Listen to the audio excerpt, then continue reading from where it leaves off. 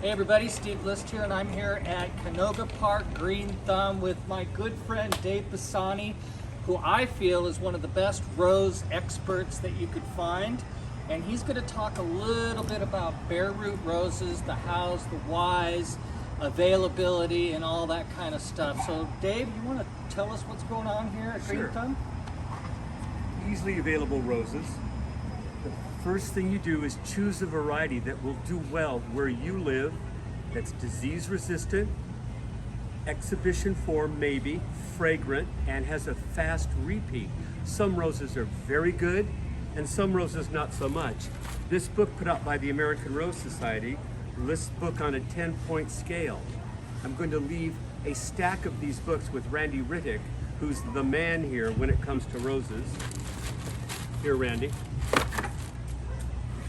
So come and pick up a free booklet.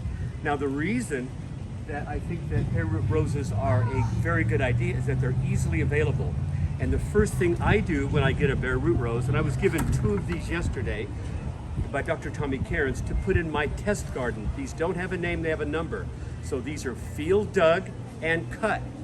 So the first thing you do is check for broken roots, cut just above it, and then don't do any other trimming. Put it in a bucket of water for about 2 days, 48 hours. Add something like B1, which is available here at the Green Thumb, to lessen the transplant shock. During that 48 hours that the rose is sitting in a bucket, dig a nice sized hole.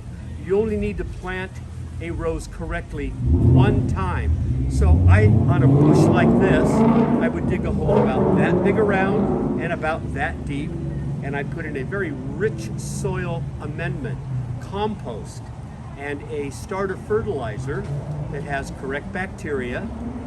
And then by the month of, if you did it now, by the month of April, these will be in bloom. And now as far as choosing roses, it comes down to your preference. You want a single stem or clusters of flowers, and your choice of color. There's a wide assortment here at the Green Thumb, and Randy, after bare root season, can order any number of roses. He has access to about 1,000 varieties of the 30,000 roses that are available. So this is a bare root rose. The way that this is grown is, this is called understock or rootstock.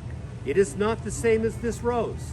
There is one bud of this variety, whatever this is, number CP158600, grafted on top. The rest of the rootstock is growing out and strongly. When this bud develops, the rootstock is completely cut away and it's packaged and sold. That's why when you hear, oh, it's a sucker or something, that's the understock or rootstock asserting itself. What you do with that is cut it away completely, if it ever asserts itself. If not, you need do nothing. So I just got these yesterday. I'll be planting them tomorrow. And What kind of roses do you like? What are your favorites, Dave?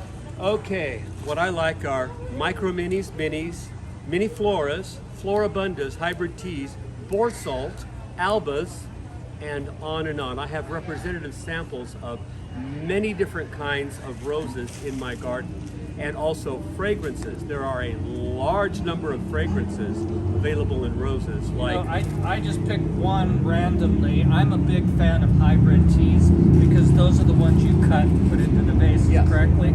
This is called Perfume Factory. I'm amazed every year when I come out and look at these bare root, all the new varieties and the new ones out there.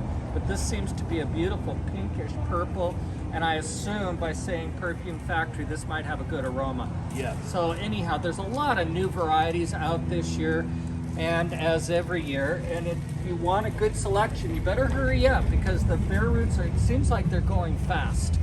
And now is the time. A couple reasons why you want to do that: availability, varieties. Also, they're going to be a lot cheaper than if you buy them in a pot. So come on out to Green Thumb. Look for Randy, look for Giselle, say hello, tell them Mr. List sent you. Check out my YouTube, subscribe, ask Mr. List. Dave, what do you think? I think that's very complete and clear. Yeah, just come and choose the roses you like. You will be enjoying them for many, many years to come.